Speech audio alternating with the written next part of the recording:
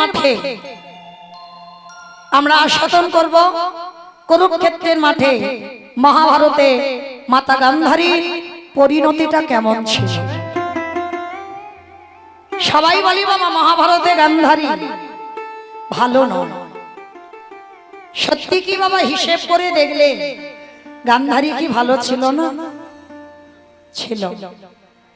গান্ধারীর চরিত্রটা কেমন ছিল দেখো মা।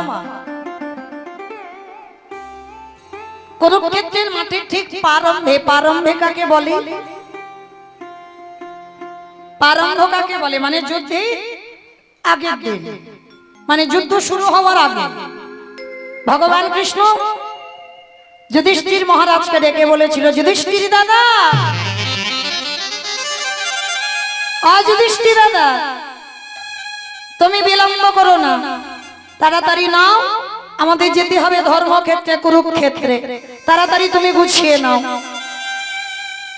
যখনই বললো তাড়াতাড়ি গুছিয়ে নাও, যুধিষ্ঠির মহারাজ বলেছিল, কৃষ্ণ যুদ্ধে তো যাব, যুদ্ধে যাবার আগে আমি একটিবার আমি আমার বড় মার কাছে যেতে চাই।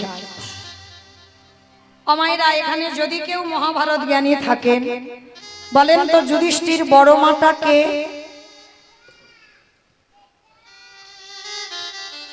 যুধিষ্ঠির বড় মা কে?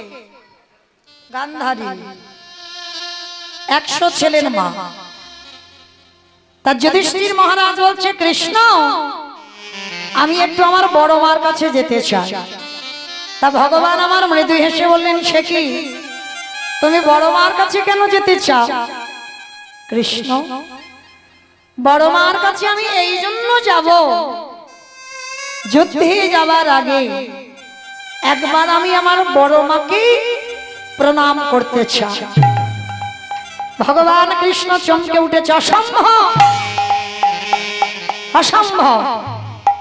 যে মেয়েটা সারা জীবন ঠাকুরের কাছে মানত করেছে কবে পঞ্চ পাণ্ডবদের মৃত্যু হবে, আর আজকের কিনা তুমি সেই বড় মাকে যুদ্ধের আগে প্রণাম, এটা কোনোদিন হতে পারে না, অসম্ভব। যুধিষ্ঠির মহারাজ বলছে, কৃষ্ণ এটা অন্য কেউ বললে মানতাম, কিন্তু তোর মুখে মানাই না ভাই। কেন জানিস? আমি জানি আমার বড় মা ভালো নয়, কিন্তু একবারও ভেবে দেখেছি সে তো আমার বড় মা, আমার মায়ের থেকেও আগে। ভালো করে বুঝবেন বাবা যুধিষ্ঠির পথটা কেমন ছিল, যুধিষ্ঠির কেমন ধর্মটাকে আশ্রয় করেছিল।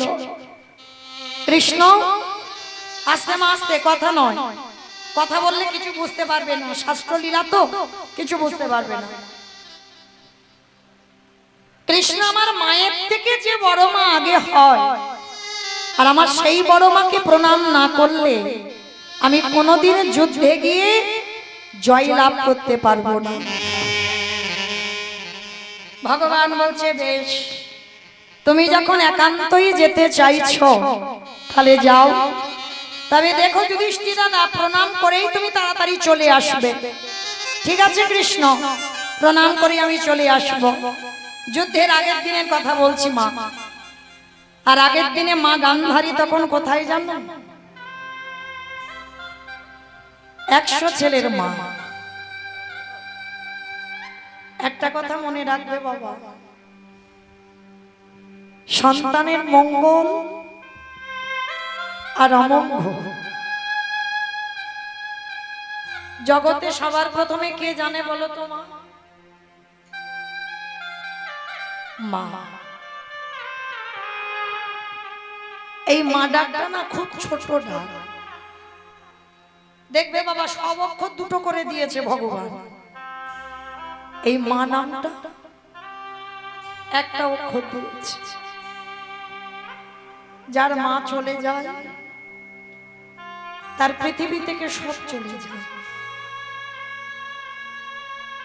চির শান্তির জায়গা তো মায়ের কোল।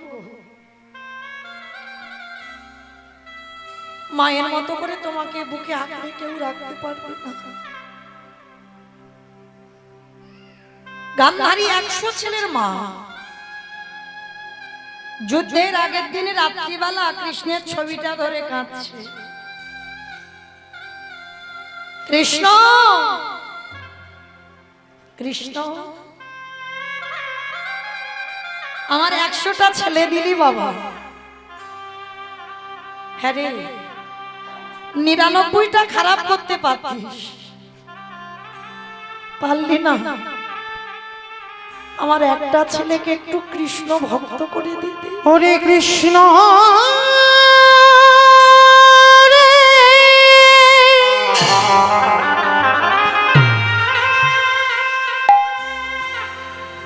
একেবারে দেখা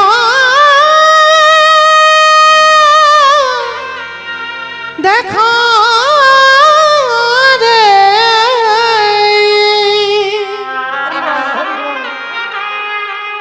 ওরে তুই নাকি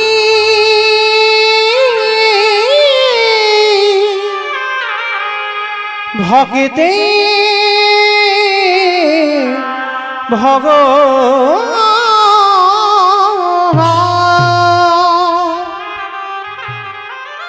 কৃষ্ণ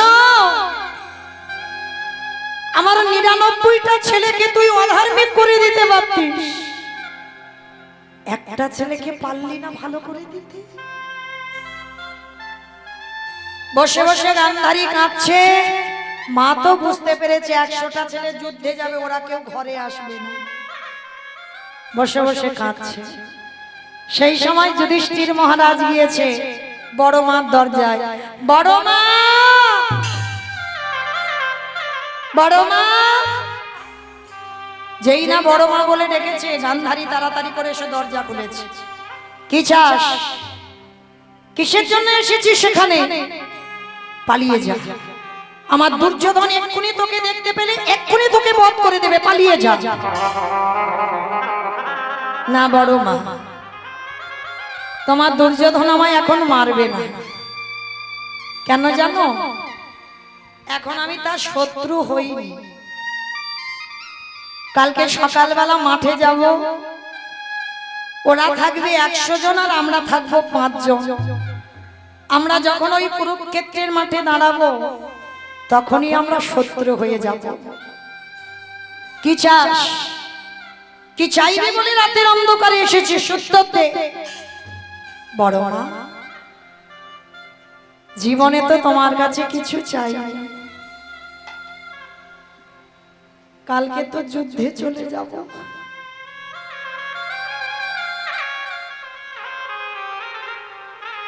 আজ আমি তোমার কাছে একটা জিনিস চাইবো, দেবে বড় মা? যদি আমার কাছে থাকে তো দেবো। বল কি চাস? না ওরকম করে বললে হবে না, আগে আমার মাথা ছুঁয়ে বলো যা চাইবো তুমি আমায় দেবে। বললাম তো দেব, আমি কথা দিলাম যদি আমার কাছে থাকে আমি দেব দেব দেব। বড় মা, তুমি ত্রিসত্য করেছো, তাহলে দেখো যেন অন্যথা না হয়। তাহলে দিতে যদি হয় আমার একটা জিনিস দাও। বল কি চাস? ভগবান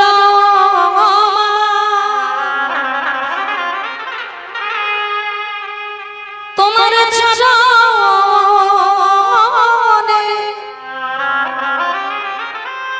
তোমার চরণে আমার একটাই নিবেদন, একেবারে তুমি আমার মাথায় হাত রেখে আশীর্বাদ করে দাও, যেন কাল যুদ্ধে গিয়ে তোমার এই যুধিষ্ঠির মৃত্যু হয়ে যায়। ওরে খোকা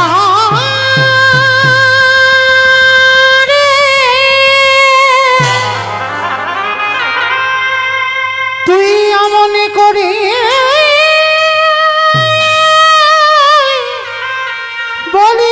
বলিস না,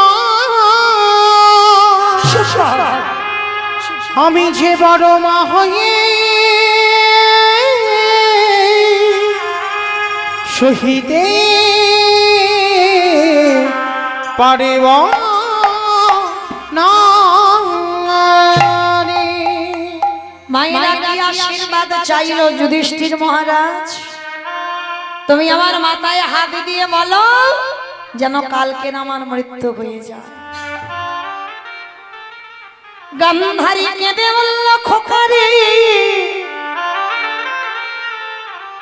এই জগতে কোনো মা পারে না সন্তানের মাথায় হাত রেখে আশীর্বাদ করে দিতে। বড় মা, তুমি তো সারাদিন ঠাকুরের কাছে কাঁদো, কবে যুধিষ্ঠির মৃত্যু হবে, কবে ভীম অর্জুন নকুল সহদেব এদের ধ্বংস হবে। তাহলে আজকে আমি নিজের হাতে চাইছি আমার মৃত্যু, তুমি কেন দিতে পারছো না? গান্ধারী বলছে, হ্যাঁ রে খোকা, তুই মৃত্যুটা চাইছিস কেন? বড় মা, বড় দাদা যদি বেঁচে থাকে, ওই কোলের ছোট ছোট ভাই যদি চলে যায়, এই জগতে যে দাদা হারিয়েছে সেই তো জানে, তুমি বোধহয় জানো না একজন দাদা হয়ে ভাই হারানো কি যে জ্বালা, কি যে বেদনা।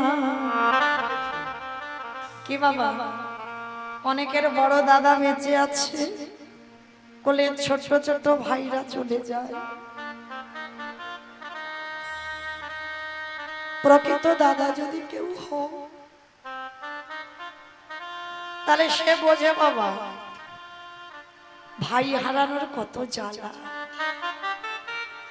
তাই গান্ধারী বড় মাকে বলছে, বড় মা, আমি চাই না এই যুদ্ধ করতে, আমি চাই না, কিন্তু কিছুতেই তো দুর্যোধন শুনছে না।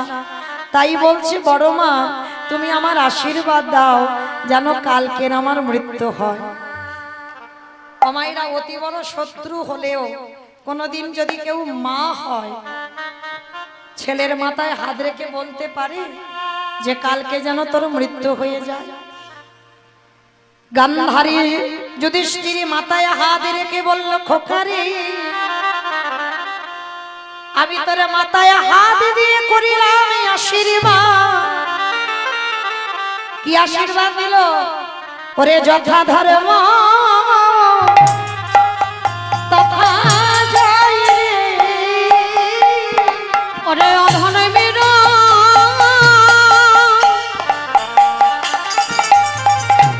হবে ক্ষয় রে, ওরে যথা ধর্ম তথা জয় রে।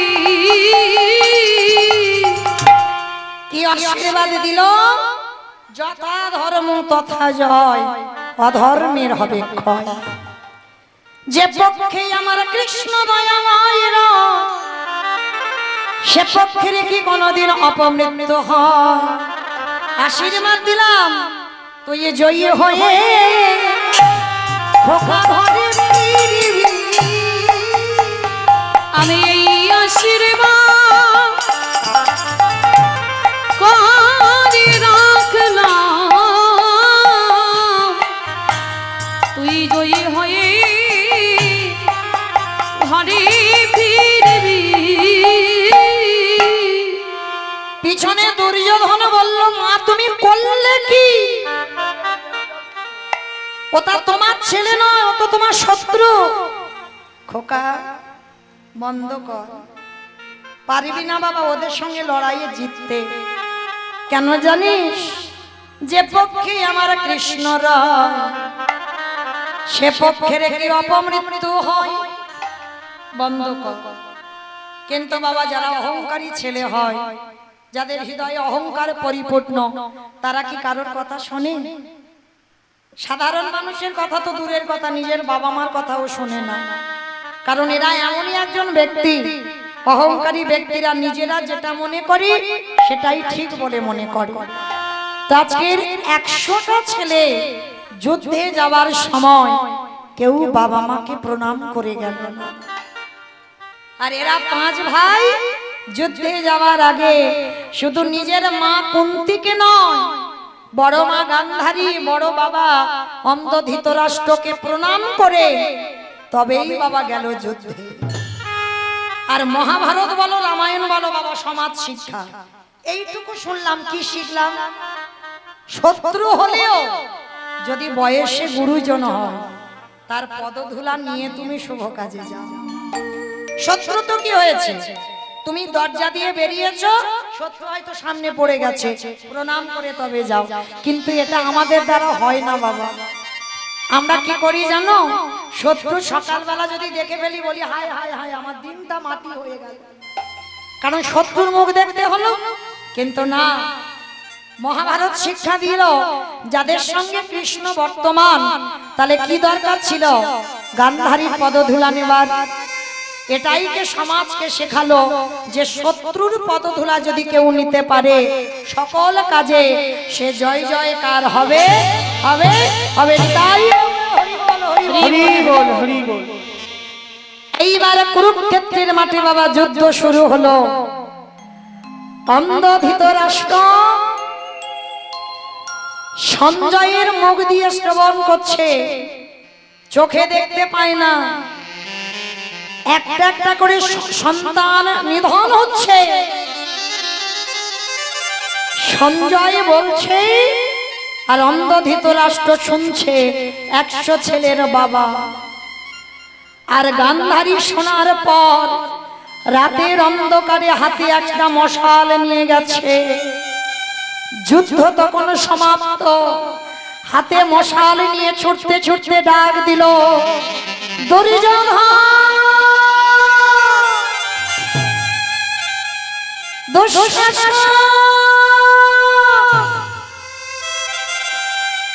পাগলের মতো মা চিৎকার করে ডাকছে, আমার একটা ছেলে অন্তত মা বলে ডাকুক। কিন্তু কুরুক্ষেত্রের মাঠে যখন মা গান্ধারী রাতের অন্ধকারে মশাল জেলে খুঁজে বেড়াচ্ছে আমার একটা ছেলে যেন মা বলে, চারিদিকে খুঁজছে, কারোর কাটা মাথার উপরে পা পড়ে যায়, কারোর কাটা হাতের উপরে পা পড়ে যায়, কারোর বক্ষের উপরে পা পড়ে যায়। গান্ধারী মায়ের সর্বাঙ্গটা রক্তে রক্তাক্ত হয়ে গেল, তবু খুঁজে বেড়াচ্ছে আমার একটা ছেলে মা বলে ডাকো। খুঁজতে খুঁজতে যখন ভোর হয়ে আসছে একটাও ছেলে আর মা বলে ডাকছে না। গান্ধারী বলে উঠল, বেশ, আমার যখন একটাও ছেলে আর মা বলে ডাকবে না, আর আমি এ দেহ রাখবো না। এই দেহ আমি জলে প্রাণ ত্যাগ করব। মা গান্ধারী আত্মহত্যা করবে বলে যেই না বাবা মশালটা জেলে প্রাণ ত্যাগ করতে যাবে, আর পিছন থেকে কে যেন একজন পা দুটোকে চেপে জড়িয়ে ধরল। অন্ধকার ভালো করে দেখা যাচ্ছে না। কে কে কে আমার পাটা টেনে ধরলো? হ্যাঁ বাবা, তুই যেই হোস, দেখেছিস আমার দুর্যোধনকে, দেখেছিস আমার দুঃশাসনকে, দেখেছিস আমার দুঃসহকে? বল না বাবা, কাকে? কাউকে দেখেছিস তুই? পা দুটো চেপে ধরে বলে উঠল, মা। কে কে আমায় মা বললো? আমি তোমার দুর্যোধন। দুর্যোধন? এইভাবে মুখ ঠুকে পড়ে আছিস কেন বাবা? ও, তুই তো কথা দিয়েছিস মা যুদ্ধ করে আমি ঘরে ফিরে আসবো। ওঠ বাবা, একবার মা বলে না। আর তোর ভাইরা কোথায়? কাউকে দেখতে পাচ্ছি না কেন? দুর্যোধন বলে উঠল, মা গো, 1000 বার তুমি বললে আমি আর উঠে দাঁড়াতে পারবো না। কেন? দুর্যোধন মুখ ঠুকে পড়ে আছে বাবা মাটিতে। ভীমের গদার আঘাতে দুর্যোধনের উরু ভঙ্গ হয়ে গেছে, আর দাঁড়াতে পারবে না। খুব খোকা তুই তো কথা দিয়েছিলিস তুই যুদ্ধ করে তুই ভাইদের নিয়ে ঘরে ফিরবি, তা তুই এখানে মুখ ঠুকে আছিস, তোর ভাইরা কোথায়? কেউ নেই মা, কেউ নেই। আমার ৯৯টা ভাই, তোমার ৯৯টা ছেলে সব চলে গেছে। খোকা এটা তুই কি বলছিস? তোর ৯৯টা ভাই চলে গেছে, কে নিয়েছে তাদের প্রাণ? মা ওইটা বলবো বলে তো আমি এখনো বেঁচে আছি, মরার আগে আমি ওই নামটা তোমাকে বলে যাব। তবে কথা দাও মা, তুমি ওকে ছাড়বে না, যে তোমার কোল খালি করে দিয়েছি, যে একটাও ছেলেকে বাঁচিয়ে রাখলো না। তুমি কথা দাও মা, তুমি তাকে ছাড়বে না। গান্ধারী বলছে বাবা তুই একবার তার নামটা বল, কে কে করেছে আমার ৯৯টা ছেলেকে হত্যা? একবার নামটা বল। বলবো বলবো বলবো বলেই তো এখনো এই প্রাণটা আছে মা, মরার আগে আমি বলে যাব। তবে জানো মা, মরার আগে আমার একটা কথা বলে যেতে খুব ইচ্ছে করছে। কি কথা বল বাবা, বল। মা মহাভারতে সবাই ভালো হয়ে গেল, শুধু দুর্যোধন একাই খারাপ হয়ে গেল। জানো মা, এই জগতে ওদের 5 ভাইয়ের নাম অনুসরণ করে অনেকে রাখে। কি মা, অনেকে ছেলেদের নাম রাখে না? যুধিষ্ঠির, ভীম, অর্জুন, নকুল, সহদেব, অনেকে রাখে। কিন্তু জানো মা, এই যে আমার নাম দুর্যোধন, এই নামটা উচ্চারণ করতে সবাই ভয় পায়। কিন্তু তুমি বলো না মা, মহাভারতে আমি কি শুধু একাই খারাপ? আর যারা যারা ছিল সবাই ভালো কাজ করেছে। সেদিন একটা ছেলে রাতের অন্ধকারে গুরুদেবের মূর্তি তৈরি করে জঙ্গলে বসে অস্ত্রবিদ্যা শিখেছিল মা। তাকে গুরুদেব শিষ্য বলে গ্রহণ করেনি। সে গুরুদেবের মূর্তি তৈরি করে গুরু জ্ঞানে মেনে অস্ত্রবিদ্যা শিখেছিল। যখন গুরুদেব এসে পরীক্ষা নিল, দেখলো বাবা অর্জুনের থেকে অনেক বড় বীর।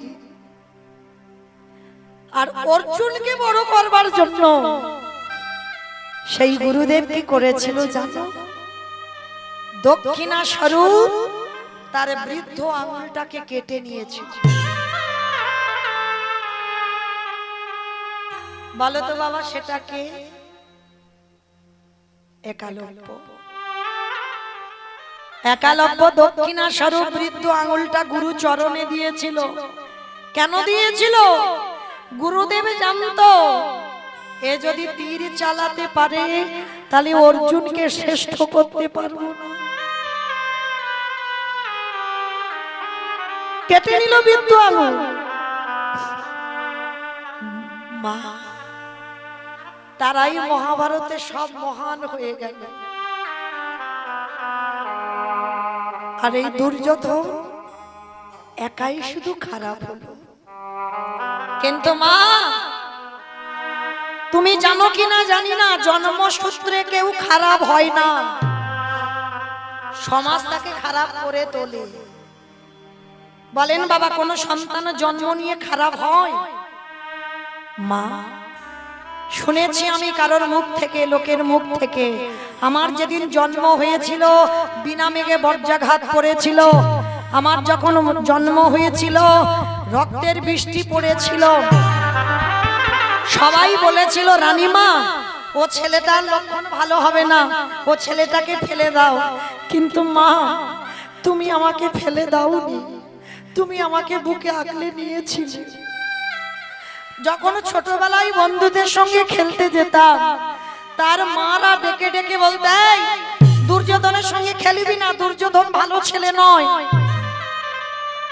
মা, ছোটবেলা থেকে আমি শুধু কানে শুনে গেলাম আমি ভালো নই।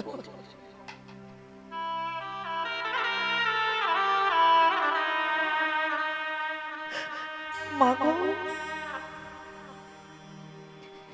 মৃত্যুর আগের দিন পর্যন্ত যখন ভালো হইনি,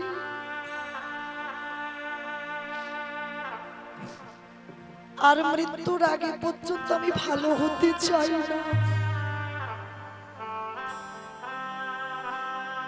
কিন্তু মা, যে তোমার এই 100টা ছেলের প্রাণ নিল, তাকে তুমি ছেড়ে দেবে না মা। বল বাবা, সে কে? একবার তুই মরার আগে তার নামটা বলে যা। বলবো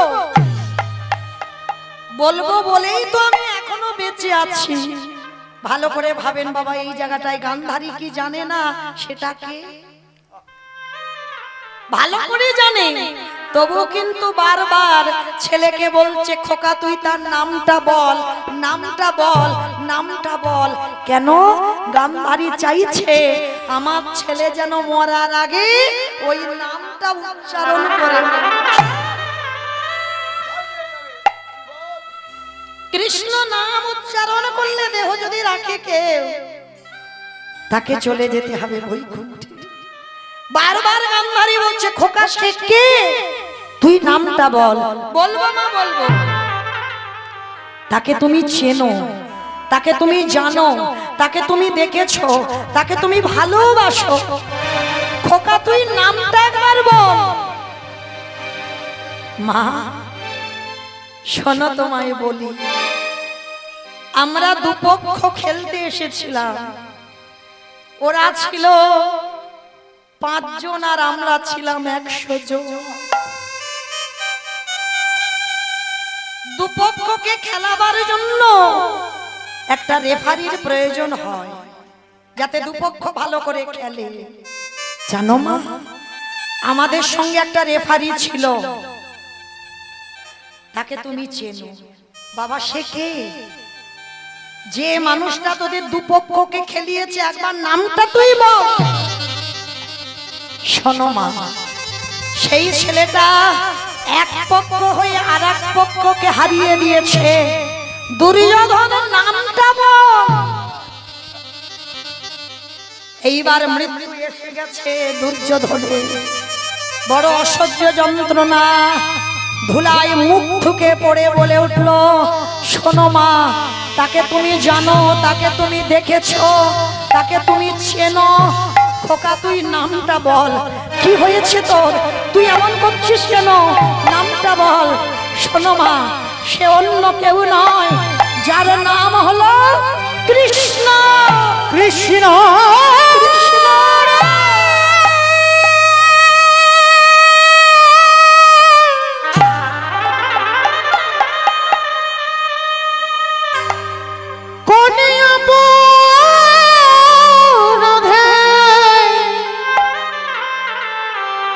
ওরে তুই আমার,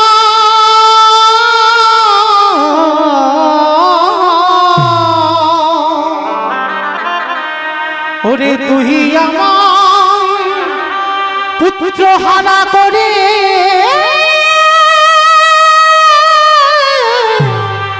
দিলি।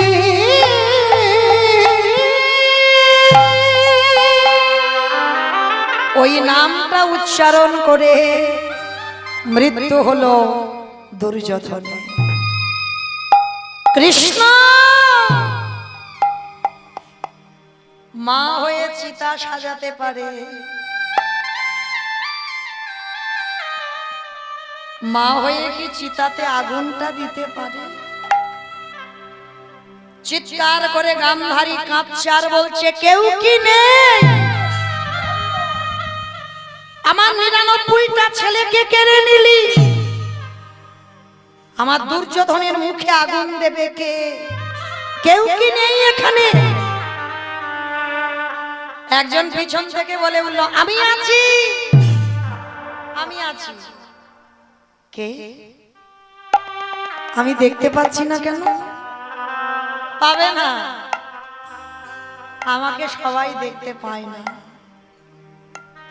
হাজার টিউবলাইট জ্বেলে দিলে আমারই দেখা যায় না, হাজার হ্যারিকেন আমার সামনে জ্বেলে দিলে দেখা যায় না, হাজার হাজার বাল্ব যদি আমার সামনে জ্বেলে দেয় আমারই দেখা যায় না। কে তুই? তুই কথা বলছিস, আমি শুনতে পাচ্ছি, কিন্তু আমি দেখতে পাচ্ছি না কেন? পাবে না, কারণ আমি যতক্ষণ না সেই ভক্তের জ্ঞান নয়নটা না দিই আমারে দেখতে পায় না। আমার সামনে আয়, আমার সামনে এসে কথা বল। সামনে এলেও তুমি দেখতে পাবে না, তবে কথা দিলাম তোমার সেই নয়ন নাই, তবু আমি তোমারে দেখা দেব। এইবার ভগবান গান্ধারী পিসিমার সামনে এসে দাঁড়িয়েছে। যেই না দাঁড়িয়েছে, গান্ধারী দর্শন করল কৃষ্ণ। কৃষ্ণ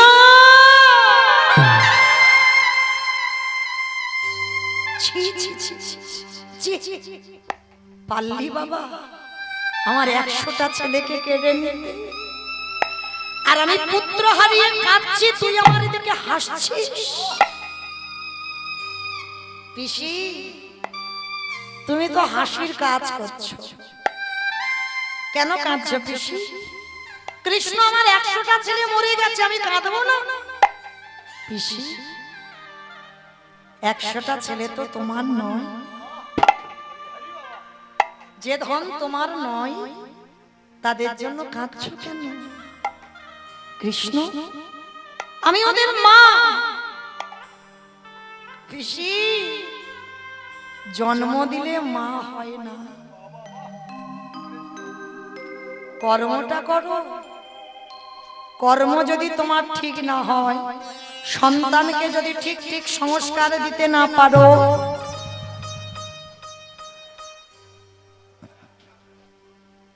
ঠিক ঠিক যদি সংস্কার দিতে না পারো, তাহলে কোনোদিন তুমি মা হতে পারবে না। কৃষ্ণ, আমি ওদের মা, তুই বলছিস মা নয়, বলে না বেশি। মা নয় আমি বলিনি, মার মতো মা নয়। কৃষ্ণ, আমার 100টা ছেলে বলে না, খবরদার পিসিও কথা বলো না, চোরের ধন বাটপাড়াই নেয়। ভালো করে শুনবেন মা, চুরি করা সম্পদ থাকে না, চুরি করা সম্পদ থাকে। তুমি যদি কারোরে না কাঁদাও, তোমারে কাঁদতে হবে কেন? এ কি এমনি এমনি কাছে কাঁদিয়ে রেখেছিল কোনো জন্মে? বুঝতে হবে এইগুলো অনুভূতি, অনুভব। তুমি যদি কারণ না কাঁদিয়ে থাকো, তোমার জীবনে কান্না আসবে না। আর যে বস্তু নিয়ে তুমি কাউকে কাঁদাবে, সেই বস্তু তোমার জীবনে রিটার্ন আসবেই আসবে। তাহলে আজকের গান্ধারীকে কৃষ্ণ বলছে, পিসি 100টা ছেলে তোমার নয়, সবকটাকে চুরি করেছো। কৃষ্ণ, আমি চুরি করেছি? বলে হ্যাঁ। মনে করে দেখো তো পিসি, সেই দিনের কথা যেদিনে দুর্বাসা মুনি ভগবানের একনিষ্ঠ ভক্ত, আর প্রতিনিয়ত অহর্নিশি মুখে কৃষ্ণ নাম, রাধা কৃষ্ণ সেবিব জীবনে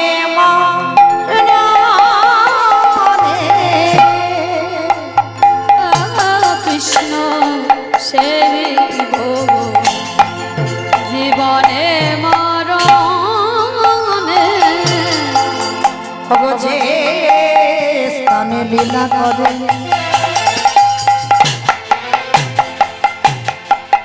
ওই আমার যুগল কিশোর। ও যে স্থলে লীলা করে যুগল ভগ সখীর সঙ্গিনী হইয়া সখীর সঙ্গিনী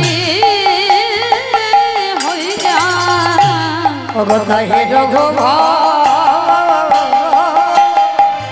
রাধা কৃষ্ণ শিবে জীবনে মরণে রাধা কৃষ্ণ শিবে জীবনে মরণে আজ বৃন্দাবনে নিনিদ নিত গোটায়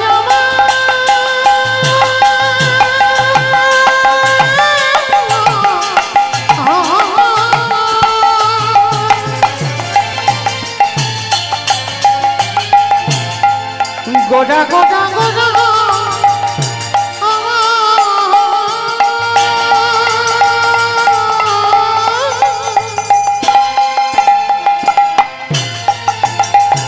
গোটায় আমার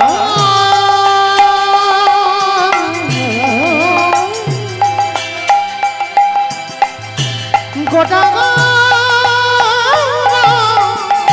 গোটায় বৃন্দাবনে নিত্য নিত্য ওই যুগল প্রার্থনা করে সদা নরোত্তমদা। আমার প্রার্থনা করয়ে সমাদাই নরোত্তম দাস বলি ওই শরণে শরণ লীলা ওই দেহ মন প্রাণ জীবন যৌবন আমি ওই চরণে সবে সপিয়ে দিলাম হে গোবিন্দ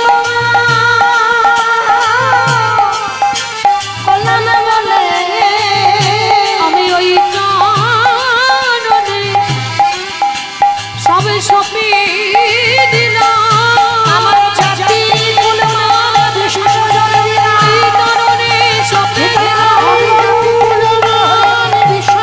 ওই চরণে সপিয়ে দিলাম আমার দেহ মন প্রাণ সব সপিয়ে দিলাম এবারে প্রার্থনা করি সদায় নরোত্তম দাসে। ও প্রার্থনা করই সদাই নরোত্তম দাস আস্তে এইবার যেই না বাবা সেই যে কৃষ্ণ আজকের বলছে পিসি 100টা ছেলে তোমার নয় সব কটাকে চুরি করেছ কবে চুরি করেছিল গান্ধারী স্মরণ করো মা যারা এখানে শাস্ত্রজ্ঞানী তারা জানবেন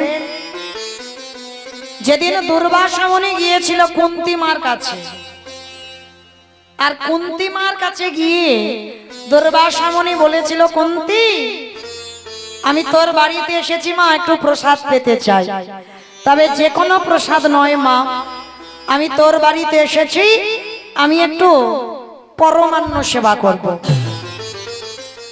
আমাইরা পরমান্ন মানে কি গো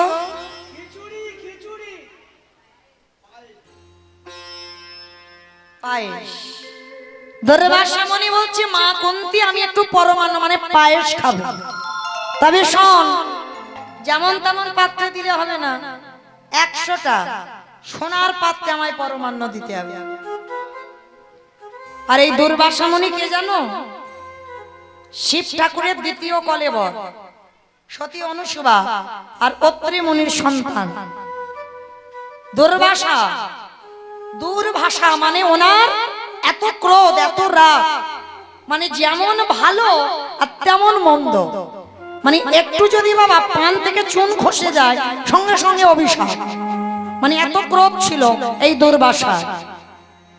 তা কি বলল কুন্তিকে 100টা সোনার পাত্রে পরমান্ন দিতে হবে। তা কুন্তি মা তখনকার দিনে 99টা জোগাড় করেছিল, আর একটা পাত্র পাইনি মা। পাইনি বলে কি করেছিল জানো কুন্তি? নিজের বক্ষের কাপড়টা সরিয়ে দিয়ে হৃদয় পাত্রে গরম ফুটন্ত পায়েস দিয়ে দুর্বাসা মুনিকে নিবেদন করলো। দুর্বাসা মুনি দেখা মাত্র চমকে উঠে, একি মা, আমি তোকে হৃদয় পাত্রে বলিনি, আমি সোনার পাত্রে বলেছি, তাই এতগুলো দিয়েছিস। বাবা, একটা তো পাইনি, 99টা পেয়েছি, একটা পাইনি, ওই জন্য হৃদয় পাত্রে দিলাম, আপনি গ্রহণ করেন। দুর্বাসা মায়েরা মাথায় হাত দিয়ে বলছে, হ্যাঁ রে মা, এত ভক্তি, এমন ভাবে সাধু সেবা আমি কোনোদিন দেখিনি। একটা পাশনি বলে ওই গরম ফুটন্ত পায়েস তুই বুকে ঢেলে দিলি, আশীর্বাদ দেব, যা স্নান করে আয়। এই যে 100টা পাত্রে আমায় সেবা দিলি, আমি তোকে বর দেব, তুই শতপুত্রের জননী হবি। কাকে বর দেবে? কুন্তি মাকে। তা যেই না এই কথা শুনেছে মা, কার না আনন্দ হয়। ও মাইরা, একটা ছেলের জন্য তো 7 ঠাকুরের কাছে মানত করো, ঠাকুর একটা ছেলে দাও, ছেলে দাও। পরপর যদি কন্যা সন্তান হয় হবে না, ওই একটা ছেলে লাগবে। কেন বলো তো মা? কিসের জন্য ছেলে? বংশে বাতি দেবে নাকি বউ রান্না ভাত খাবে? ও বুড়ে বালি হয়ে গেল, ও তোমারে রেঁধে খাওয়াতে হবে, বউ রেঁধে খাওয়াবে না। তাহলে মাইরা, তাহলে কিসের জন্য? তুমি মরে গেলে তোমার ছেলে মুখে আগুন দেবে, ওর জন্য ছেলে। চলতি কথা বলে না, বংশে বাতি দেবে, ওই জন্য ছেলে।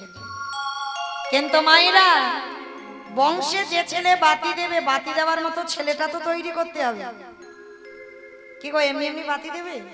তুমি যদি মরে যাও, তোমার ছেলে কোনোদিন সন্ধে দিতে জানলো না, কোনোদিন গোবিন্দ সেবা করতে জানলো না, জানে না কি করে গোবিন্দ পূজা করতে হয়, তাহলে সে কি করে বংশ বাতিটা দেবে? সে তুমি মরে গেছো, বাবা মরে গেছে, কেউ বংশে নেই, সে দেখবে সন্ধ্যাবেলায় চলে গেছে বাড়ি থেকে, ওই বন্ধুদের সঙ্গে আড্ডা দিতে চলে গেছে। সে ছেলে তো কৃষ্ণ সেবা করবে না, বংশে বাতি দেবে না। তাহলে মনে রাখতে হবে, সন্তান জন্ম দিলে হবে না, সুসন্তান জন্ম দিতে গেলে ভগবানের কাছে আঁচল পেতে ভিক্ষাটা চাইতে হবে, যে ঠাকুর আমার একটা বংশে বাতি দেওয়ার মতো সন্তান দাও। এমনি এমনি নয়। তা আজকে যে মা 100টা ছেলে পাবে, তার কত আনন্দ। ছুটে গেছে স্নানে, সমস্ত কথাবার্তা শুনে নিয়েছিল গান্ধারী। গান্ধারী শুনে নিয়ে মনে মনে ভাবছে, এই তো সুযোগ, কুন্তি স্নানে চলে গেছে, আর আমি এই সুযোগে কুন্তির মতো শাড়ি পরবো। আর কুন্তির মতো শাড়ি পরে দুর্বাসা মুনি তো ধ্যানা যোগে বসে আছে, আমি মাথায় ঘোমটাটা টেনে দিয়ে দুর্বাসার চরণে বসবো, আর বসলে আমার মাথায় হাত দিয়ে আশীর্বাদ করবে, আমি শতপুত্রের জননী হব। কায়দা করে গান্ধারী বটটা চুরি করবার জন্য কুন্তির মতো শাড়ি পরে দুর্বাসা মুনির কাছে গেল। দুর্বাসা ধ্যানস্থ অবস্থায় মাথায় হাত দিয়ে নয়ন মুদ্রিত করে বলল, শতপুত্র জননী হবি হবি হবি। আধা ঘন্টা পর কুন্তি স্নান করে এসে বলছে, বাবা আপনি বর দেবেন বলেছিলেন, দেন। সে কি মা, তুই তো নিলি একবার। না বাবা, কোথাও ভুল হচ্ছে আপনার, আমি বর নেব কেন? আমি তো স্নান করে সবে এলাম। অপদার্থ, আমার ভালোভাবে মনে আছে আমি তোকে বর দিয়েছি। না বাবা, আপনার কোথাও ভুল হচ্ছে, আপনি আমাকে বর দেননি। তবে শোন পাপিষ্ঠানানি, আমি যদি ধ্যানাযোগে বুঝতে পারি তুই দ্বিতীয়বার আবার বর নিচ্ছিস, আমি এই মুহূর্তে তোর অভিশাপ দেব। কুন্তি মা বলে বললেন, আপনি দেখতেই পারেন আপনি আমাকে বর দেননি। ধ্যানাযোগে বসলো, আর ধ্যানাযোগে বসে দেখলো কুন্তি নয়, গান্ধারী কুন্তির মতো সেজে চালাকি করে দুর্বাসার কাছ থেকে 100 সন্তানের বর চেয়ে নিল। দুর্বাসা মুনি রাগান্বিত হয়ে বললেন, ওরে পাপিষ্ঠা নারী, ওরে দুরাচারী নারী, তোর এত বড় স্পর্ধা, তুই দুর্বাসার সঙ্গে ছলনা করিস? আমি তোরে ছেড়ে দেব না। কুন্তির মাথায় হাত দিয়ে বলল, কুন্তি, তুই হবে 3টে সন্তানের জননী, যুধিষ্ঠির, ভীম, অর্জুন। মাতৃর হবে 2টো সন্তান, নকুল, সহদেব। আর মাতৃর মৃত্যুর পর তুই হবি পঞ্চপুত্রের জননী।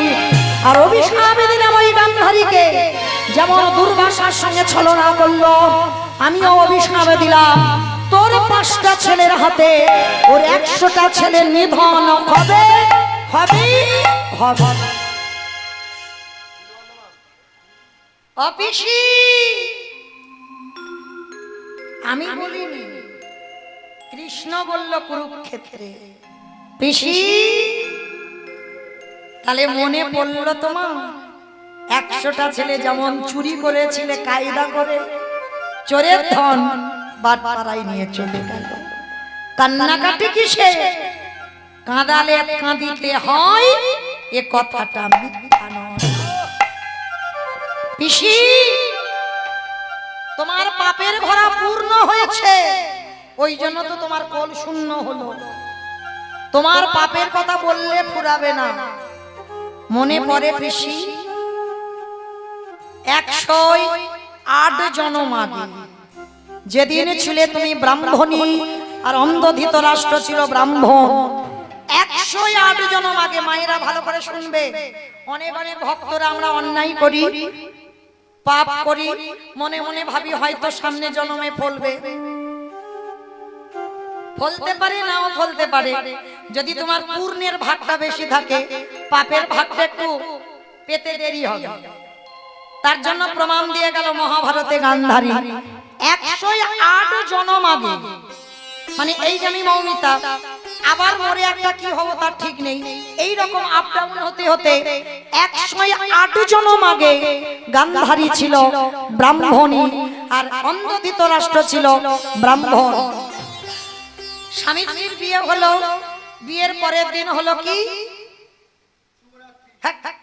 বিয়ের পরের দিন শিবরাত্রি। বিয়ে করেনি তো জানবে কি করে? কাল রাত্রি। তারপরের দিন শিবরাত্রি। বউ ভাত, ফুলসজ্জার রাত। ব্রাহ্মণ ব্রাহ্মণী শয়নে গেছে, 108 জন্ম আগেকার কথা বলছি, গান্ধারী আর ধৃতরাষ্ট্রের শয়নে গেছে। আর যখনই পালঙ্কে ঘুমাচ্ছে, হঠাৎ দেখে না বাবা একটা দেওয়ালে মাকড়সা বেয়ে বেয়ে যাচ্ছে, বড় মাকড়সা। আর মাকড়সাটার পেটে একটা ডিমের থলি ঝুলছে সাদা রঙের। দেখবেন মা, বড় বড় মাকড়সা যখন বেয়ে যায়, পেটে একটা থলি থাকে না, বেয়ে বেয়ে যাচ্ছে।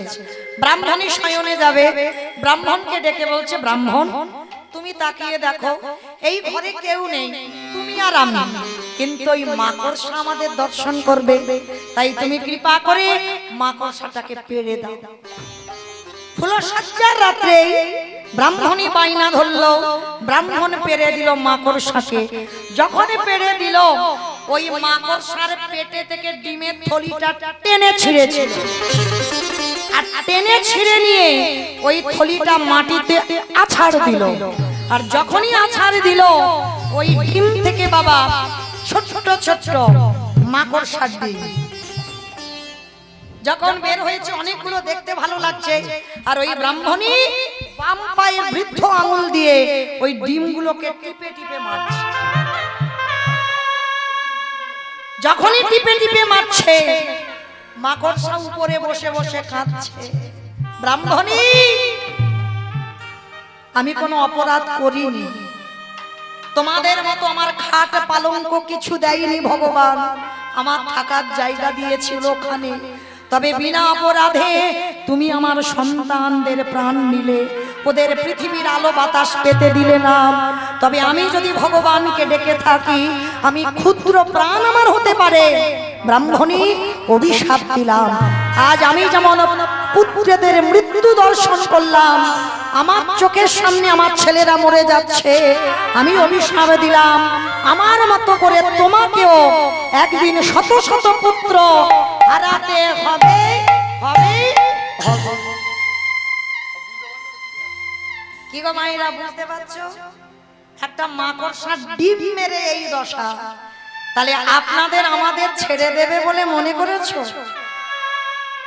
কি গো মা, ছেড়ে দেবে? দেখবেন বাজার থেকে একেবারে জ্যান্ত জ্যান্ত মাছ এনেছে, পুকুর থেকে ধরে বটি দিয়ে ঘাচার করে কেটে দিলাম, দিয়ে বাবা তেলের কড়াতে দিয়েছি, মাছ লাফাচ্ছে। অনেকে আছে না, দেখবেন কড়াতে দেবেন মাছ লাফায়, ভেবে রেখো ওই দশা আমার ভগবানও আমাদের। সামান্য গান্ধারী যদি মাকড়সা ডিম মেরে তার যদি এ দশা হয়, তাহলে বলো তো, না জানি আমরা জীবনে কত পাপ করে বেড়াচ্ছি, পাপ ফেললেই পাপ, তাহলে না জানি গোবিন্দ আমাদের জন্য কি ব্যবস্থা করে রেখেছে। হরি বল। তাই আজকের কুরুক্ষেত্রের মাঠে কৃষ্ণ বলছে, পিসি তুমি কেঁদো না, কৃষ্ণ তুই আমার 100 ছেলেকে মেরেছিস। না পিসি, ভুল বলছো, তোমার পাপের ভরা পূর্ণ হয়েছে, তাই তোমার ছেলেরা চলে গেল। তো গান্ধারী রেগে গিয়ে বলে উঠলো, শোন কৃষ্ণ, এ জীবনে যদি আমি যেমন 100 ছেলে হারিয়ে কাঁদলাম, আমার কুরু বংশ যেমন ধ্বংস করে দিলি, আমি তোকে ছেড়ে দেব না, তোকে অভিশাপ দিলাম। কৃষ্ণ, আমার মতো করে তোরও চোখের সামনে তোর 56 কোটি যদু বংশ ধ্বংস হবে হবে হবে।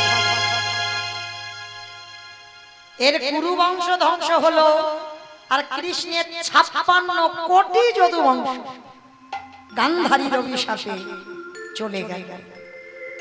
তা কৃষ্ণ দয়াময় নিজে অপরাধ না করেও মাথাটা নিচু করে নিল।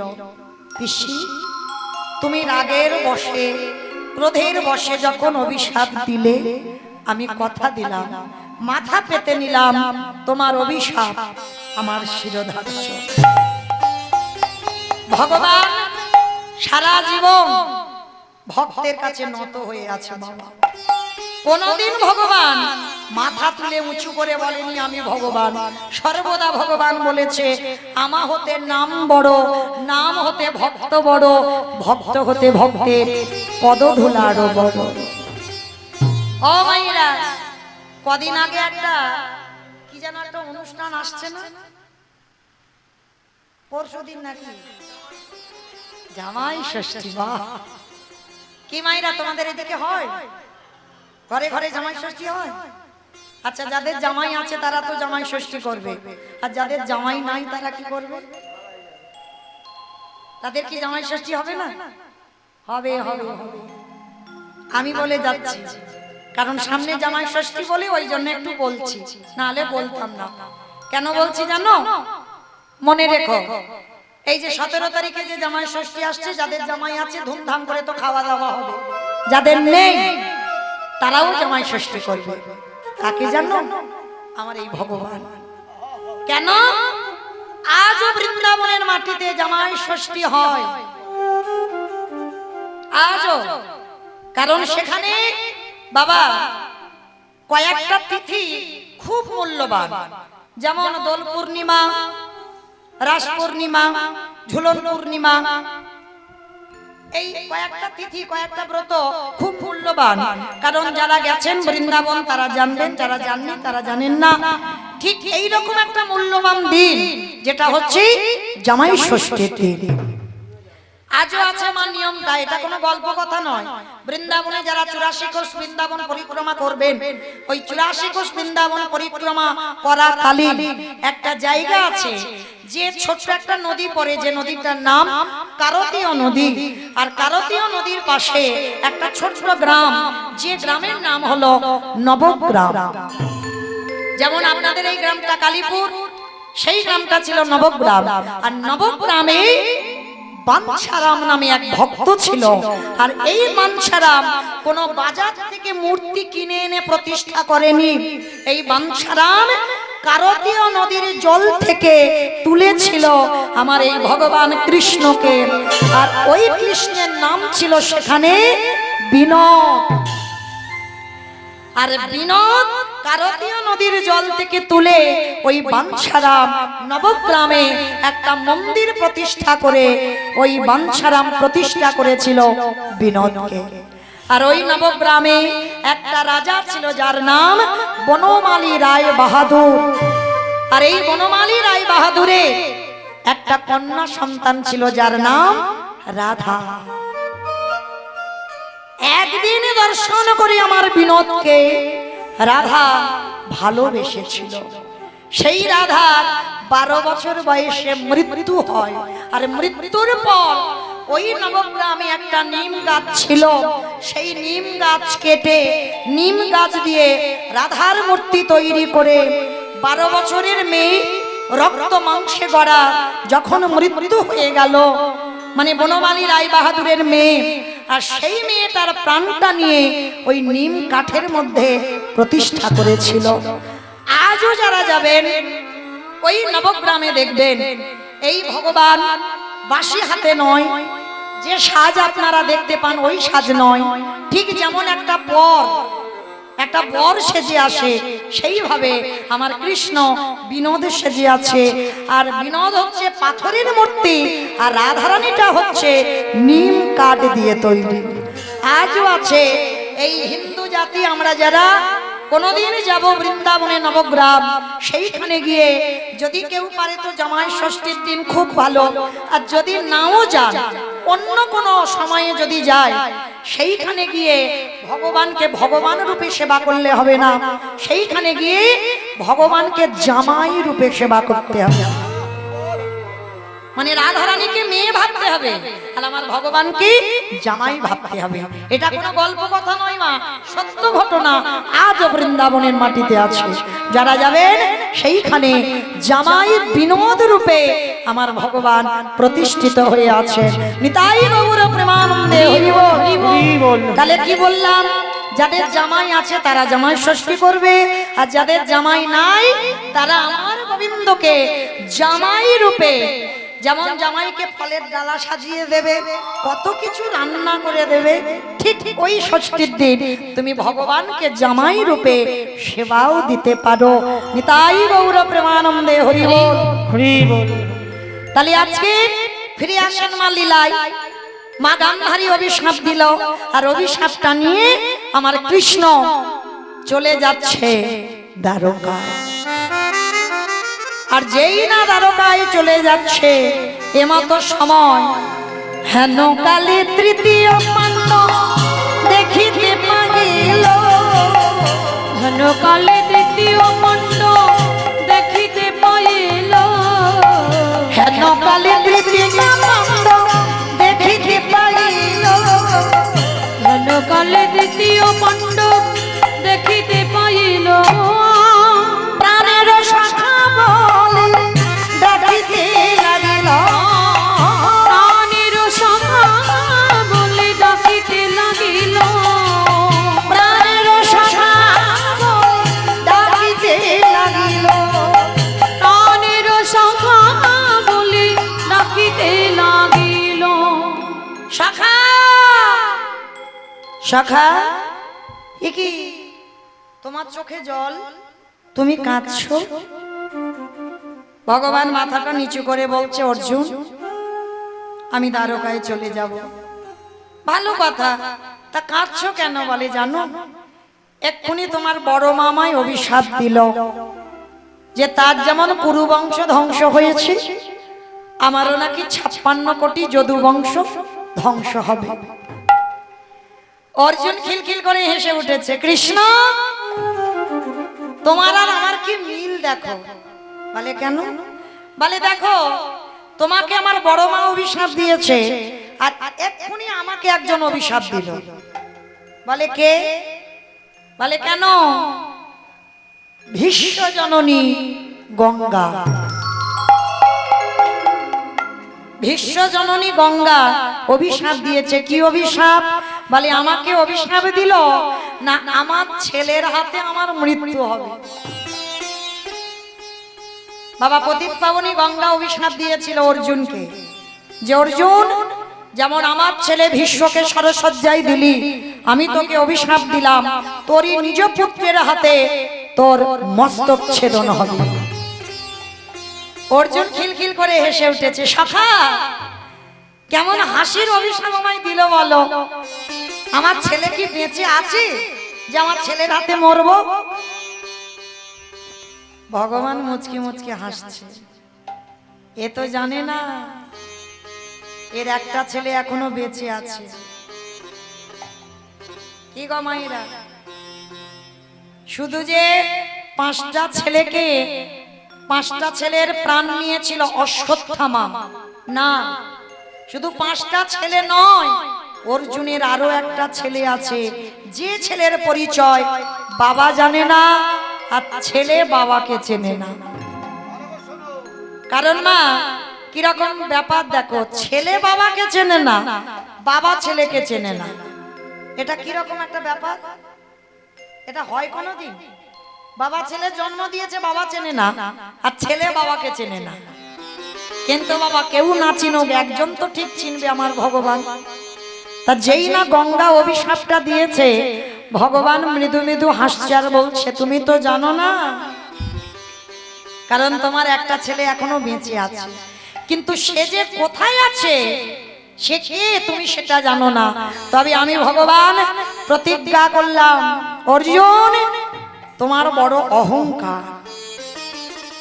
বাবা অহংকার তো একটু হওয়ার কথা, কি মা অহংকার হবে না? যার রথে সারথি আমার ভগবান কৃষ্ণ, তার তো একটু অহংকার হওয়ার কথা। কারণ মা যারা গীতার ছবি দেখেছেন লক্ষ্য করবেন, এই গীতার পাতার ছবিটা ভগবান ঘোড়ার লাগাম ধরে আছে, আর পিছনে যে ছেলেটা রথের উপরে বসেছিল তার মাথায় ছাতা আছে, কিন্তু আমার ভগবানের মাথায় ছাতা নেই। এই বলে যাচ্ছি, বাড়িতে গিয়ে গীতার পাতাটা দেখবে, ভগবানের মাথায় ছাতা নেই, ভক্তের মাথায় ছাতা আছে। কেন রেখেছে? কারণ যে ভক্তটা রথের উপরে পিছনে বসেছিল ও তো যেমন তেমন ভক্ত নয় বাবা, যার জন্য ওর মাথায় ছাতা রেখেছে। ও ভক্তটা কে জানো?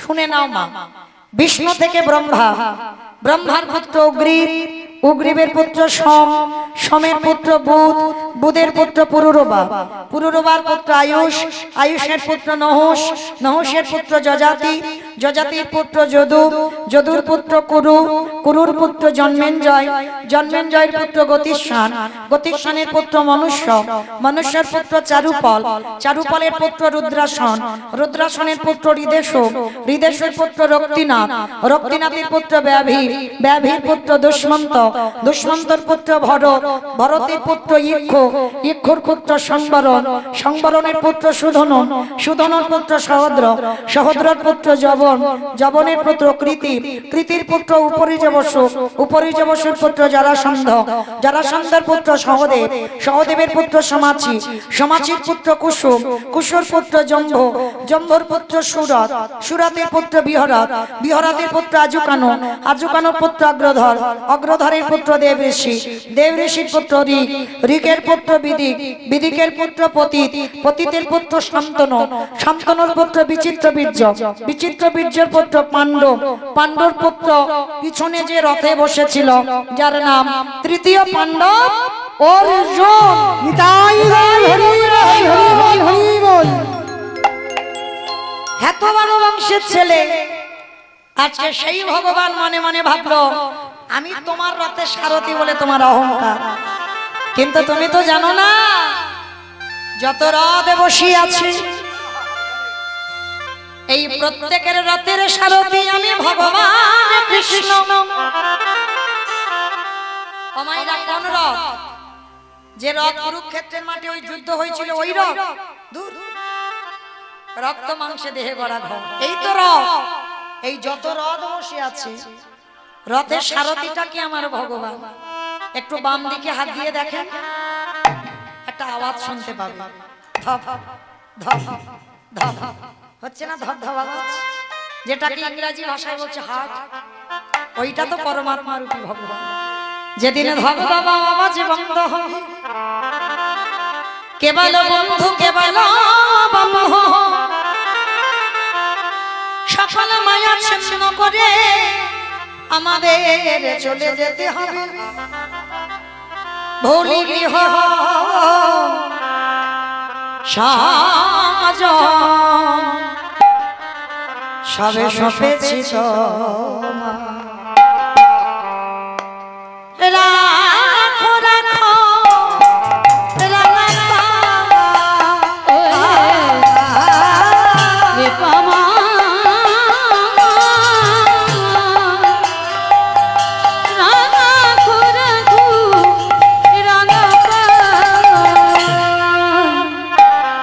ভুলি গৃহ সাজা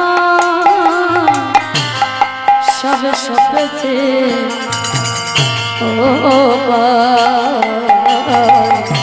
রাখো রাখো রাগা পাই অগদয়া রাখো রাখো রাগা পাই সংসারে মরুভূমি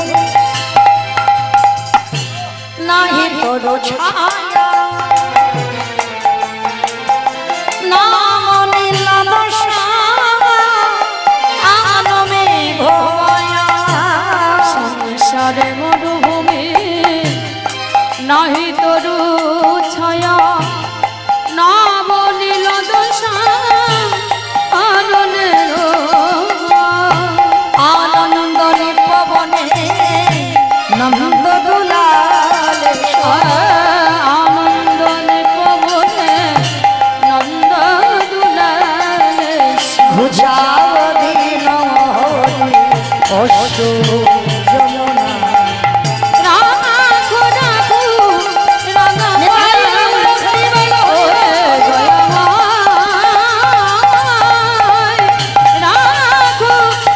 রাখো রাখো রাখো রাঙা পা। এইবার ভগবান মনে মনে ভাবছে, অর্জুন তোমার অহংকার আমি চূর্ণ করব, তোমার ছেলেটা যেখানে আছে আমি তোমাকে কায়দা করে সেখানে নিয়ে যাব। তা এদিকে অর্জুন বলছে, সখা তুমি যাবে দ্বারকায়, ঠিক আছে, আমার দাদা যজ্ঞ করবে অশ্বমেধ যজ্ঞ, এই অশ্বমেধ যজ্ঞটা হয়ে যাক, হয়ে গেলেই তুমি যাবে। ঠিক আছে, তুমি যখন বলছো তাহলে অশ্বমেধ যজ্ঞটা হয়ে যাক। আর এই অশ্বমেধ যজ্ঞ হয়েছে, যুধিষ্ঠির মহারাজ যজ্ঞ করেছে। আর এই যজ্ঞে বাবা নিয়ম আছে, একটা ঘোড়া ছেড়ে দিতে হয়। আর ওই ঘোড়াটা যখন পৃথিবী ভ্রমণ করবে, ঘোড়াটা যদি কেউ ধরে, ঘোড়াটাকে ছাড়িয়ে আনতে হবে যুদ্ধ করে। এই যজ্ঞের ঘোড়া ছাড়লে এটা নিয়ম। তাই এবার ঘোড়াটা যুধিষ্ঠির ছেড়ে দিয়েছে, ঘোড়া ফিরছে না, মানে নিশ্চয়ই ঘোড়াটাকে কেউ ধরেছে। এইবার যুধিষ্ঠির মহারাজ বলছে, অর্জুন তুমি তোমার সখাকে নিয়ে আমার ঘোড়াটা কে ধরেছে, কোন রাজ্যে গেছে, তুমি ঘোড়া ছাড়িয়ে নিয়ে এসো। ভগবান মনে মনে করছে, এই তো সুযোগ, ঘোড়াটাকে ঘুরিয়ে ঘুরিয়ে ঘুরিয়ে ঘুরিয়ে অর্জুনের ছেলে যেখানে বড় হচ্ছে, অর্জুন জানে না, সেইখানে ঘোড়াটা নিয়ে গেছে। আর ঘোড়াটা অর্জুনের ছেলেই ধরেছে। আর ভগবানকে আদেশ দিল, অর্জুন বলছে সখা চলো, দাদা আদেশ দিয়েছে ঘোড়াটাকে ছাড়িয়ে আনতে হবে। এইবার ভগবান যাচ্ছে, শ্রী হরি শ্রী হরি বলি শুভ যাত্রা কইল, উলুধ্বনি হয়। শ্রী হরি বলি শুভযাত্রা কইল, শ্রী হরি বলি শুভযাত্রা কইল। শ্রী হরি বলি শুভযাত্রা কইল। এবারে নানা দেশান্তরে রথ ঘুরিতে লাগিল। এবারে নানা দেশান্তরে রথ ঘুরিতে লাগিল। এবারে নানা দেশান্তরে রথ ঘুরিতে লাগিল। নানা দেশে ভ্রমণ করে জয় পত্র লইয়ে গো, নানা দেশে ভ্রমণ করে জয় পত্র লয়ে গো। এবারে নানা দেশে ভ্রমণ করে জয় পত্র লইয়ে। নানা দেশে ভ্রমণ করে জয় পত্র লয়ে। আবার ঘুরিতে ঘুরিতে অশ্ব আইল মণিপুরে, ঘুরিতে ঘুরিতে অশ্ব আইলা মণিপুরে। বলি ঘুরিতে ঘুরিতে অশ্ব আইল মণিপুরে, ঘুরিতে ঘুরিতে অশ্ব আইল মণিপুরে, বলি মণিপুরে দাঁড়ালো, মণিপুরে দাঁড়ালো, মণিপুরে দাঁড়ালো, মণিপুরে দাঁড়ালো, ঘুরিতে ঘুরিতে অশ্ব, মণিপুরে দাঁড়ালো, ঘুরিতে ঘুরিতে অশ্ব। মণিপুরে দাঁড়ালো। ঘোড়াটা এলো কোথায়? মণিপুর রাজ্যে। আর মণিপুর রাজ্যের রাজা ঘোড়াটাকে ধরেছে, যার বয়স এখন দাঁড়িয়েছে 20 বছর। 20 বছর ছেলে, 20 বছরের ছেলে বাবা মণিপুর রাজ্যের রাজা হয়েছে, সেই ধরেছে ঘোড়াটাকে। আর যেই না ঘোড়াটাকে ধরেছে, আর কৃষ্ণ আর অর্জুন দুইজনে যাচ্ছে ঘোড়াটাকে ছাড়াতে। আমাইরা এইবার কাহিনীটা শোনো। ছেলে বাবাকে চেনে না, বাবা ছেলেকে চেনে না, অথচ ছেলের বয়স হয়ে গেল 20 বছর। এটা কি করে হলো? চলো এবার একটু জেনে নিই। যেদিন লক্ষ্য ভেদ করে বাবা দ্রৌপদীকে বিয়ে করেছিল তৃতীয় পাণ্ডব অর্জুন, লক্ষ্য ভেদ করে বিয়ে করলো। বিয়ে করে যখন ঘরে বউ নিয়ে এলো, মা কুন্তী অসুস্থ, মা পিছন ঘুরে আছে। অর্জুন এসে বলছে, ও মা, তোমার জন্য কি এনেছি দেখো। মা বলল, বাবা, পিছন ঘুরে মা বলল, বাবা, যাই আনিস না কেন, তোরা 5 ভাইয়ে ভাগ করে নে। অর্জুন তো বউ নিয়ে এসেছে, হরি বল। হাতটা ধরে আছে দ্রৌপদী। ও মা, তুমি আমার দিকে তাকিয়ে বলবে তো, দেখো না তোমার জন্য আমি কি এনেছি। দ্বিতীয়বার আবার কুন্তী বলছে, বাবা, বললাম তো, যাই আনিস না কেন 5 ভাইয়ে ভাগ করে নে। কি জ্বালায় পড়েছি বলো দিদি। ও মা, তুমি তো না দেখে। আচ্ছা বাবা, এখানে কি অর্জুনের ভুল হয়নি?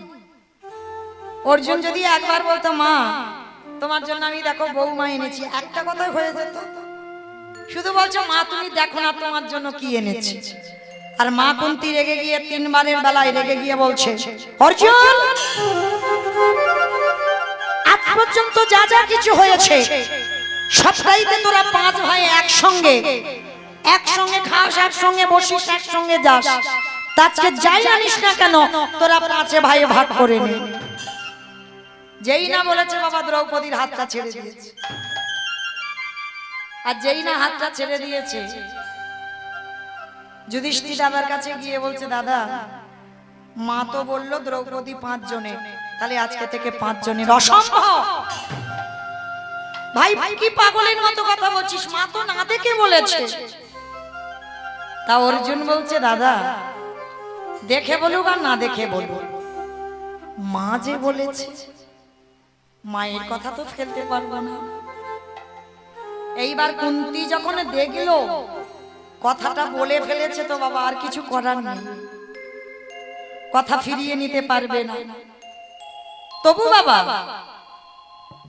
কুন্তী মা বলেছিল যে আমি যখন এত বড় কথা বলে ফেলেছি মা হয়ে, যে দ্রৌপদী 5 ভাইয়ের হবে, তার জন্য আমি আমার পরক্ষণে বলি, তুমি অর্জুনের স্ত্রী অর্জুনেরই থেকো, আমার 4টে ছেলে সন্ন্যাস ধর্ম নেবে। কিন্তু দ্রৌপদী রাজি হয়নি। কেন? মা, তুমি মা হয়ে বলেছো, আর মা হয়ে যখন এত বড় কথা বললে, তাহলে তো সিদ্ধান্তটা আমারও মেনে নিতে হয়। কৃষ্ণ দয়াময় এসে হাজির। যুধিষ্ঠির বলছে, কৃষ্ণ, তুমি তোমার সখাকে বোঝাও, এটা সম্ভব? ও লক্ষ্য ভেদ করে দ্রৌপদীকে বিয়ে করেছে, দ্রৌপদীর উপরে আমাদের অধিকার নেই। মা তো না দেখে বলেছে, দেখে তো বলেনি।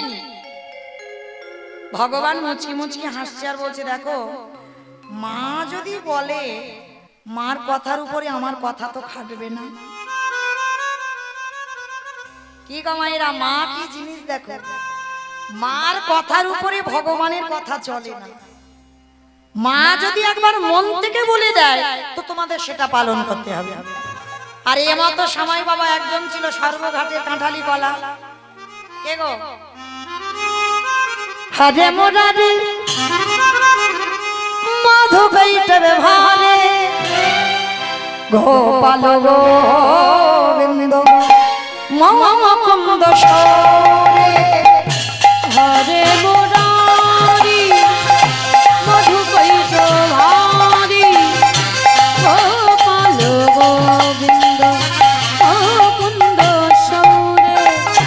রাম নারায়ণ মুকুন্দ মধুসূদন কেশব কংসরে হরে বৈকুণ্ঠ হরে মুরারি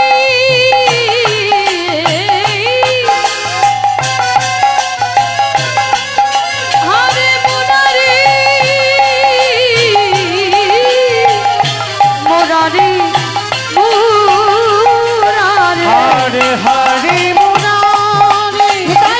মুরারি হরে গোপাল গোবিন্দ মুকুন্দ সৌরে নারায়ণ নারায়ণ দাঁড়াও দাঁড়াও দাঁড়াও দ্রৌপদী একা 5 ভাই কিন্তু ঠাকুর তুমি তো বললে দ্রৌপদীকে 5 জন বিয়ে করবে তা এইটা তো সিদ্ধান্ত দিলে না কতদিন করে কে কার কাছে থাকবে ও বেটা সবসময় তো মাথায় এই বুদ্ধিগুলো ঘুরে বেড়ায় ভগবান বলছেন আরো তাহলে এই সিদ্ধান্তটা তুমি নাও ভগবান বলছে নারদ বলছে শোনো তাহলে আমার নাম নারদ আমার কথা হয় না রোদ আমি যেটা বলবো সেটাই করতে হবে বলে কি বলে শোনো দ্রৌপদী যদি কোনো ভাইয়ের ঘরে যায় অন্য কোনো ভাই সেই ভাইয়ের ঘরে যদি প্রবেশ করে তাকে একাকী 12 বৎসর বনবাসে যেতে হবে কি বললো মা দ্রৌপদী যদি কোনো ভাইয়ের ঘরে থাকে অন্য কোনো ভাই যদি প্রবেশ করে সেই ঘরে না জেনে হোক আর অজেনে হোক যদি প্রবেশ করে তাকে একাকী 12 বৎসর বনবাসে যেতে হবে একদিন ঘটনা ঘটেছিল বাবা আপনারা জানেন অনেকে যারা মহাভারত জ্ঞানী তারা জানেন যারা মহাভারত পড়েন তারা জানেন যুধিষ্ঠির ঘরে দ্রৌপদী থাকাকালীন প্রবেশ করেছিল তৃতীয় পাণ্ডব অর্জুন কেন এই অর্জুন যুধিষ্ঠির ঘরের ভিতর থেকে বাবা অস্ত্র ঘর যেখানে অর্জুনের গান্ডীব্য ধনুকটা ছিল তা ধনুকটা নিতে গেছে আর ঘরের মধ্যে গিয়ে দর্শন করেছিল দ্রৌপদী যুধিষ্ঠির ঘরের আছে আর তাতে মাথা নত করে পেতে নিল যে দাদার ঘরে দ্রৌপদী থাকাকালীন আমি অর্জুন প্রবেশ করলাম বলে আমাকে 12 বৎসর বনবাসে যেতে হবে অর্জুন 12 বছর বনবাসে গেল একা যত যত যেখানে যেখানে গেছে সব 5 ভাই গিয়েছিল কিন্তু এই অপরাধের জন্য অর্জুন 12 বৎসর পারবে মা জগতে এইরকম দেখাতে একটা সন্তান যুধিষ্ঠির বলেছিল ভাই তুই না জেনে করেছিস তোকে বনবাসে যেতে হবে না বলে না দাদা নারদ মুনি কথা দিয়েছিল নারদের কাছে আমরা প্রতিজ্ঞাবদ্ধ যে যদি কোনো ভাইয়ের ঘরে দ্রৌপদী থাকে কেউ প্রবেশ করলে তাকে বনবাসে হতে হবে সে তুমি হও আর আমি হই মাথা পেতে নিলাম অর্জুন বনবাসে গেল একা 10 বছর নদীর জল মনের ফল আর গাছতলায় কাটিয়েছে 10 বছর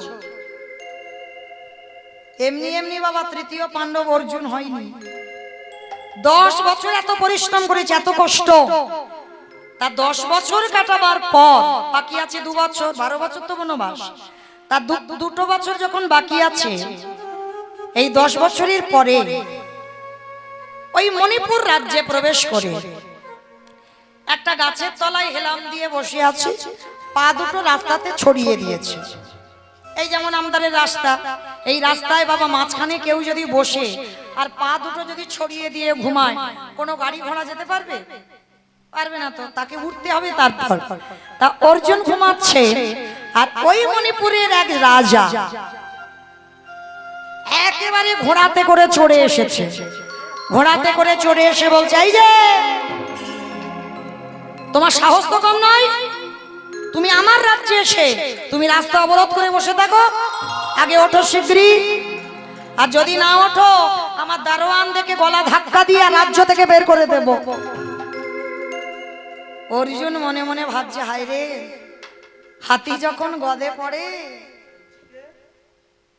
পরেরটা জানো তো বলবো না থাক এইবার যেই না বাবা অর্জুন মনে মনে করছে এ কি জানে যে আমি তৃতীয় পাণ্ডব এ তো জানে না জানলে আমাকে কত সম্মান করত কিন্তু পরিচয় আমি দেব না তা অর্জুন রেগে গিয়ে বলছে আচ্ছা যদি না উঠি তো কি করবে? তা ঘোড়ার পিঠে উঠে বসে আছে রাজা। শোনো, যদি না ওঠো তোমার গলা ধাক্কা দিয়ে বের করে দেব। বলে করে দেখাও। অর্জুন বলছে করে দেখাও। বলে বেশ, দেখাচ্ছি, মজা, দাঁড়াও। ঘোড়া থেকে নেমেছে রাজা, আর নেমে কি করেছে, অর্জুনের হাতটা ধরেছে।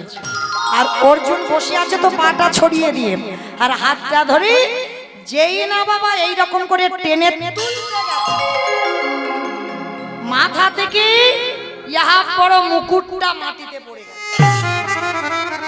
আর যেই না পড়ে গেছে, মাথা থেকে লম্বা লম্বা চুল খেলিয়ে গেছে। ও রাজা নয়, রাজার মেয়ে ছিল, যার নাম চিত্রাঙ্গদা। যেই না কেশ খেলিয়ে গেছে, অর্জুনের হাত ধরে আছে। অর্জুন অপলক নয়নে চেয়ে আছে, আর চোখ ফেরাতে পারছে না। কে তুমি মনোমোহিনী, কে তুমি মনোমোহিনী, কে তুমি মনোমোহিনী, আরে দাঁড়িয়ে আমার চোখের আগে রাগানে পুষ্প রাগে, কে গো চম্পা মাধবী, কে তুমি মনোমোহিনী, কে তুমি মনোমোহিনী, আজ তোমায় দেখে হলো মনে, তুমি ছিলে মনের কোণে, আজ তোমায় দেখে হলো মনে, তুমি ছিলে মনের কোণে, তোমার ডাকে ফুল হারালো, তোমার ডাকে ফুল হারালো আমার স্বপ্ন তরণী, আমার স্বপ্ন তরণী, কে তুমি মনোমোহিনী, কে তুমি মনোমোহিনী। মহাভারতে একটা নিয়ম আছে বাবা, যেটাকে বলে পানি গ্রহণ। যদি কোনো পুরুষ বা কোনো নারী যদি কেউ কারোর হাতটা ধরে, এই হাত ধরা মানে তাকে বিয়ে করতে হবে।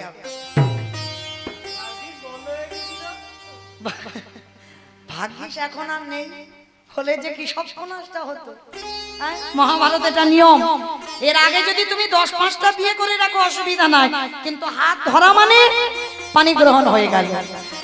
এইবার